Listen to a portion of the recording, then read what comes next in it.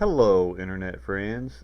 This is another edition of Scotty Animation, and here is a Apple Disk 2 emulator, or Apple Emu, as it's known. Alright, so right here we have an SD card, and that came with it, and it's got the ProDOS, I think 3.3 on it, and it's also got a couple of games. And it also came with a ribbon cable to connect it to a floppy disk controller, which I'll show later. This connector down here is not connected to anything as far as I can tell. It's just there to where you can just stick it in the computer. And it's got a little activity light up here, and that's about it. It's got resistors and a couple of chips on it, and other than that, I don't know. It took about 2 months to get here, but uh, it's pretty cool. So I'm going to show it working. I'm going to put it inside the computer. So let's get started. Alright, so this is the interior of the Apple IIe, and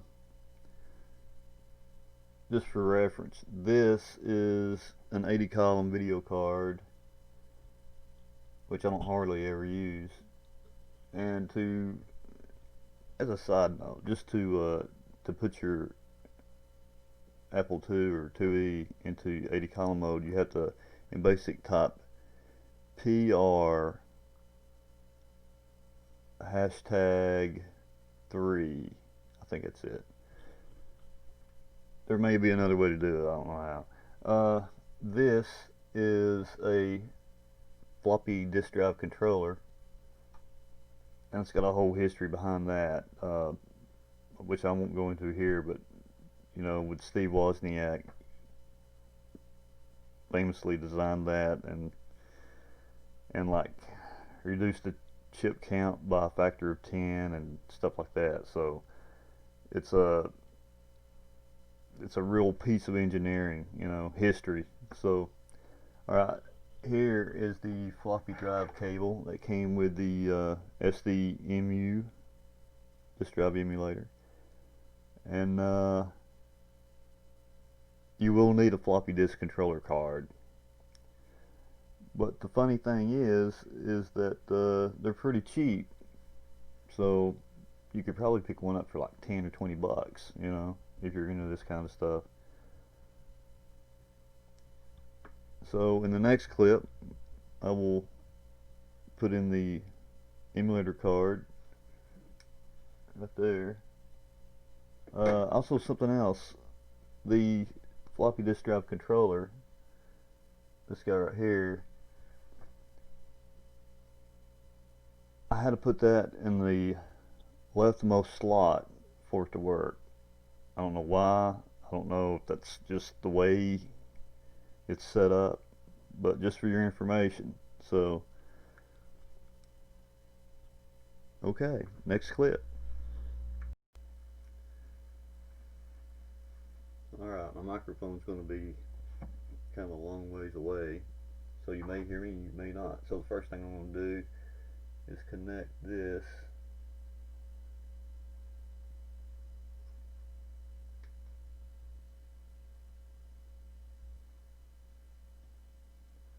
and then it shouldn't matter what slot this goes into because it's not connected.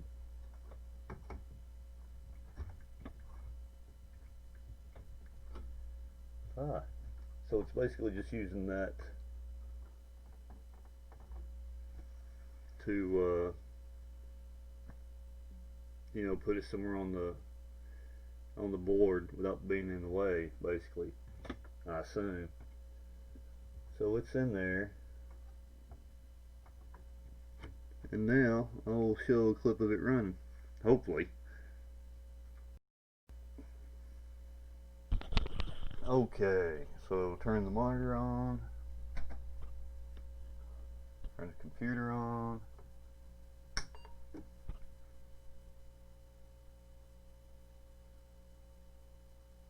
And we have contact. Okay.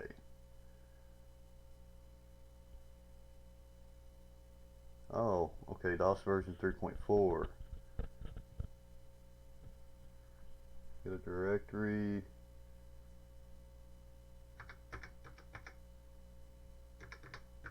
And I've got the caps lock key on, by the way. And so, on the Apple side of the 8-bit world, you don't type directory, you type catalog. So, I wrote a little test program on there just to see if I could save. This is something else. You don't use quotes, you just type in load space file name. And once again, it's important that it's in uppercase. Yeah, okay. So now, well, that's about it for this, you know. Next clip. And just notice that the rescan was preventing the seeing of the last bit that had appeared on the screen, so now I'm showing it here. Alright, next clip. Okay, so here's some parting thoughts on this whole situation. So it's a really cool thing to have, the SD card emulator for the Apple II computer. Solves a lot of problems. It's a good looking system. You know, you got a problem with it being on the inside of the machine. You know, how you going to change SD cards or whatever? Well, you know, the computer's got slots in the back, and so could always run an extension, an SD card extension. You know, go into a little faceplate in the back, and you could, you know, change the SD cards that way without having to take the monitor off, taking the lid off, and you know, doing it that way. I'm pretty sure that there's, you know, turnkey solutions out there, and probably pretty cheap. And if you had to, you can make one yourself, relatively easy, I would suppose. I'm not worried about it. I mainly wanted just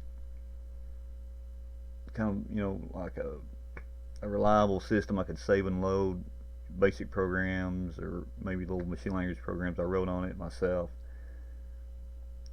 Yeah, I did use a cassette interface, and that works, but it's kind of a hassle, you know, to have to, you know, get on a modern PC and load up Audacity or something like that to save the sound file. It's not as easy as just type and save and then, you know, forget about it. So, another thought is, I asked myself a question: why didn't I just put a Raspberry Pi in there? Because that way I wouldn't even had to get an SD card disk drive solution. And I answered myself, and it's because the hardware is really good on this computer. It was built really well. This particular computer was built in 1984, and it seems to me it has top quality components in it. It's well built, and the power supply, I haven't heard of any problems with it. I haven't had any problems with it. So if there are problems with it, I'm not aware of it, and the computer seems to be operating just fine. So,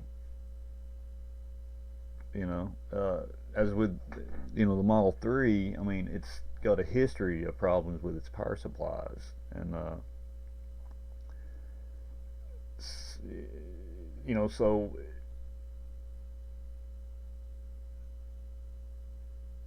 you know, not only with the Model 3 was I going to have to worry about the power supply, I also, had to deal with the disk drives, and in that situation, it seemed logical to use a Raspberry Pi just to, eliminate all the problems at once. But on the Apple II, really, it just needed a more convenient way of storage, So that's all a Raspberry Pi would have added to it, really, because the computer seems to be running just fine, you know. Okay, so if you stay till this long in the video, then the next thing you'll see is my blurb about my website. But then, if you stay after that, I've added some bonus footage of me writing the Apple Maze generator, or the Maze generator on the Apple IIe in BASIC. And that's kind of a little adventure in itself. So, just a little bonus thing if you want to stick around and watch it. If not, this video is about to end. Alright, I'm Scotty with Scotty Animation. Thank you for your support. If you want to support this channel, I've got a Patreon page, and I've got a little bit more stuff on my website, and I'll talk to you later. For more content, you can visit www.scottyanimatio.com. There's a lot more stuff on there.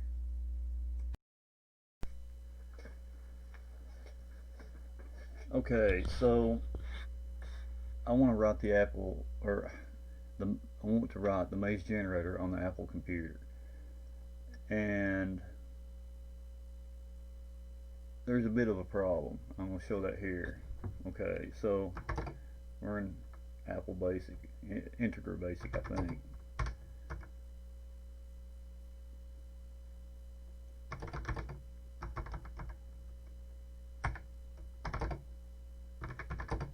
So what I'm going to do here is I'm going to write directly to screen memory. And I'm filming the CRT because I think it looks better than doing the composite out. The composite out's black and white, and I'd rather it appear on the video as a green screen because that's the way I'm seeing it in real life. So if I run this is how it's addressing the screen memory. It's skipping 8 lines and doing it in chunks, like chunk 1, chunk 2, chunk 3. So got to somehow convert that to where, because the Maze Generator program that's in Compute Magazine, the way it addresses screen memory is in one continuous block of memory, and that's the way it expects it to be. So I wrote a program to convert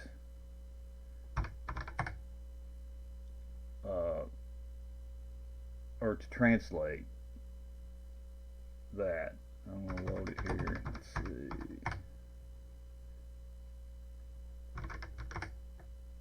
Okay, and this is the program. So basically it's just creating,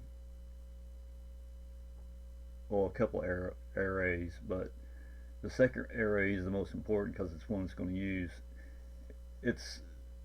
I'm dimensioning S2 as an array with 1024 indices, or however you want to say that, and so it's going to treat the screen memory as one just big block of memory. And so if I run this, and it takes it a second to initialize, because the first array, the S array,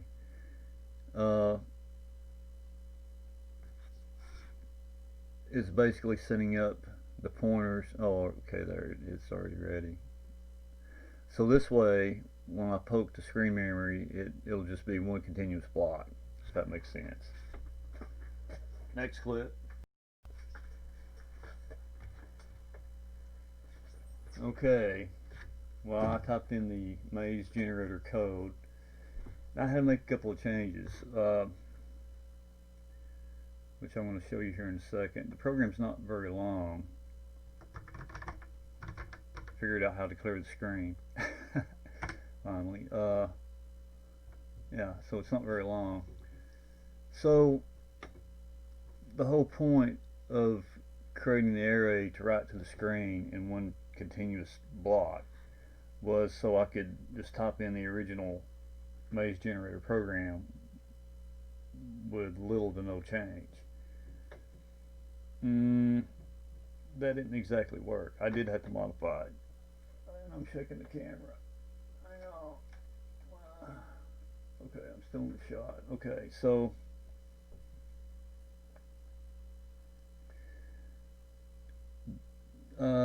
one of the changes was to the WL variable and the HL variable. I swapped those around. So character 32, which was HL originally in the program listing, was like the hallway, I guess, character, and I had swapped those because I guess the character set on the Apple's different, than like the Color Pet and the Atari. I think might have swapped them on the Atari too. I'm not sure, but the major change I had to do was to in this line right here, 270, which in the original program listing it was a different line number. But anyway, so in the original listing,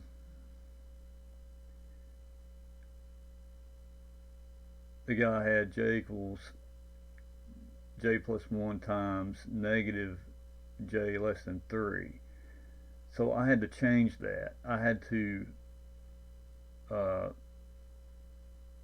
reverse it, basically. So I put in line 265 here, saying k equals negative j less than 3. So that reverses the negative k here on line 270. So I guess that the basic on the Apple reverses the logic for a less than operation.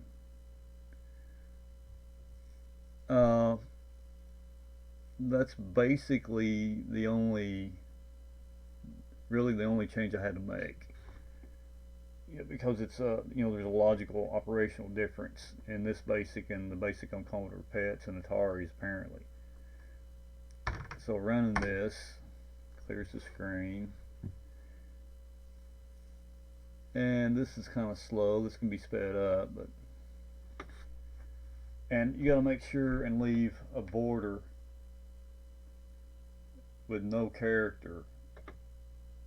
No, you can't have the wild character on the border because then the routine will mess up because it'll think you can just go off the screen. So you got to have that border to prevent the the maze cursor from going off the screen.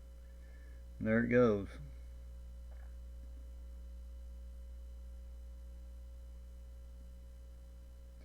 So it's basically the same exact code that's in the magazine, with the exception that I had to negate the less than operation for the J variable in the original listing. So that's pretty cool. So there's the maze generator on the Apple IIe, and I would assume it would also run the same on an Apple II. And I love the SD card drive emulator because I can just save and load, and I don't have to mess with any cables or the cassette saving that I was having to do on another PC using like Audacity. I don't have to mess with that. I can just type save. I don't have to leave the computer. I can just write code and save it and load it. And it's a big help. So all right, Scotty Animation. I'll talk to you later.